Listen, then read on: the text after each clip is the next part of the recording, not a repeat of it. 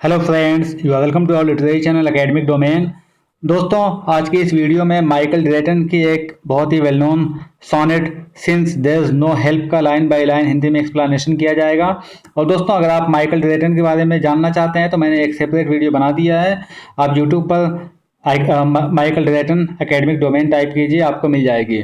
और दोस्तों, अगर आप इसी सोनेट का एक्सप्लेनेशन इंग्लिश में चाहते हैं तो नीचे दिए हुए लिंक को क्लिक कीजिए। और दोस्तों, अगर आप इस सोनेट के इस पोएम की समरी चाहते हैं या एक्सप्लेनेशन चाहते हैं तो theacademicdomain.com को विजिट कीजिए। और दोस्तों, अगर अभी तक आपने मेरे चैनल को सब्सक्राइब नहीं किया है तो प्लीज़ सब्सक्राइब कर लीजिए और बेल आइकन को भी प्रेस कीजिए ताकि मेरे नई वीडियोस के नोटिफिकेशन आपको मिलते रहें। तो इस पोएम की बात करते हैं। ये पोएम एक सोनेट है। सोनेट में हम जानते हैं कि 14 यानी 14 लाइनें होती हैं। ये माइकल ड्रेटन के जो है 64 सोनेट्स का कलेक्शन, जिसका टाइटल है आइडियाज़ मिरर, से ली गई है।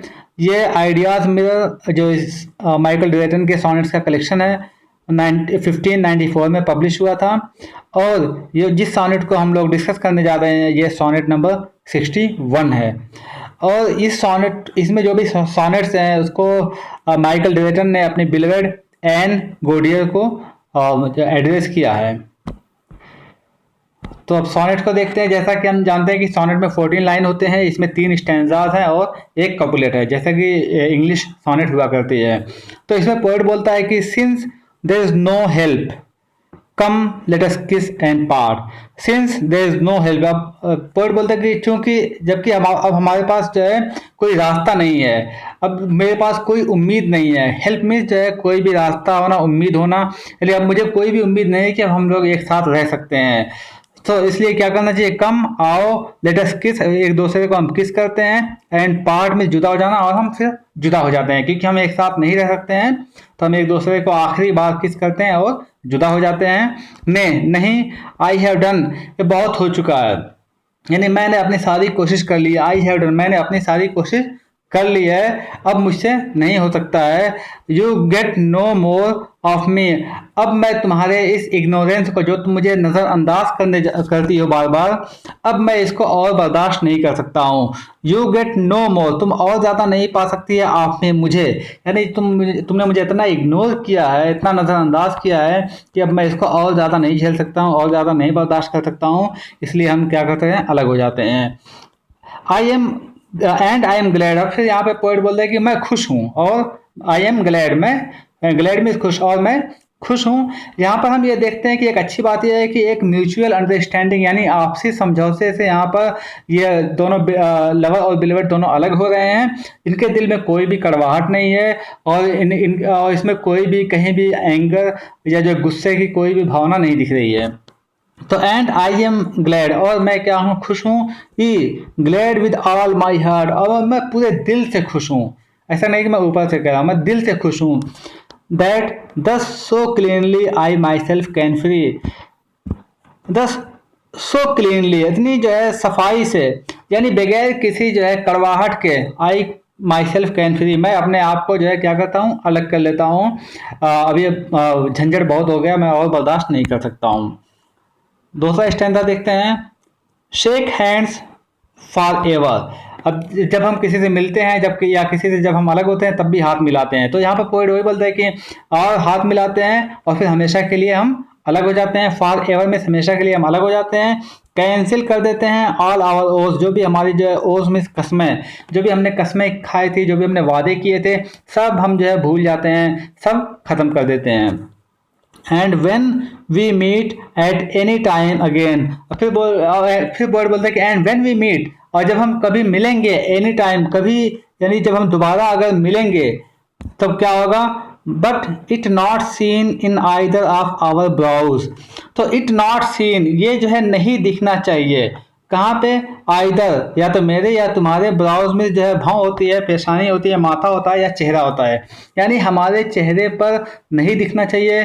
क्या नहीं दिखना चाहिए, that we one jot of former love retain, one jot, jot में जो है जो डॉट होता है, बिंदु होता है, यानी यहाँ पर मतलब है कि थोड़ा सा भी, जरा सा भी हमारे चेहरे से नहीं दिखना चाहिए। क्या, फॉर्मर पहले वाला, लव में प्यार, रिटेन में बनाए रखना, यानी हम अगर हम कभी मिलते हैं फिर कहीं बाद में, फ्यूचर में अगर हम कभी मिल जाते हैं इत्तेफाक से कहीं भी, तो हमारे चेहरे पे ब्राउज में चेहरे पे कहीं भी पहले वाले प्यार का जो है एक्सप्रेशन नहीं दिखना चाहिए। यानी पहले वाला जो हमारा प्यार है वो हम कहीं से भी ज़रा भी अपने चेहरे से जाहिर नहीं करेंगे। अब ये 2 स्टैंजा में पोएट जो है अपने बिलीवर्ड से अलग होने की बात करता है, मगर तीसरे स्टैंजा में हम देखते हैं कि वो उससे जुदा होकर नहीं रह सकता है। तो उससे जुदा होने का मतलब ये है कि उसके लिए मौत के बराबर है। तो फिर पोएट बोलता है कि now at the last grasp of love's latest breath. अब यहाँ पर पोएट बोलता है कि तुमसे जुदा होने का मतलब क्या है कि मैं लास्ट ग्रास्प पे रहूंगा। ग्रास्प गास्प गास्प में क्या होता है, हाँफना। जैसे जब किसी की डेथ होने लगती है, मौत होने लगती है, तो वो कैसा जो है उसको सांस लेने में कितनी दुश्वारी होती है, कितनी दिक्कत होती है। तो पोएट की हालत भी वैसे ही होगी। Of love's latest breath, latest means जो है आखिरी, ब्रेथ मीन्स सांस लेना। तो पोएट बोलता है कि जो है मगर तुमसे जुदा होना मेरे लिए ऐसे ही है कि मैं अपनी आखिरी सांसें ले रहा हूँगा, मैं अपनी आखिरी सांसें ले रहा हूँगा, और मेरी सांसें भी कैसी होंगी, हाँफने जैसी होंगी। यानी जैसे आदमी मरने लगता है तो वो कैसा हाँफने लगता है, यानी इसको सांस लेने में कितनी दुश्वारी होती है। तो तुमसे जुदा होकर मेरा भी यही हाल होगा।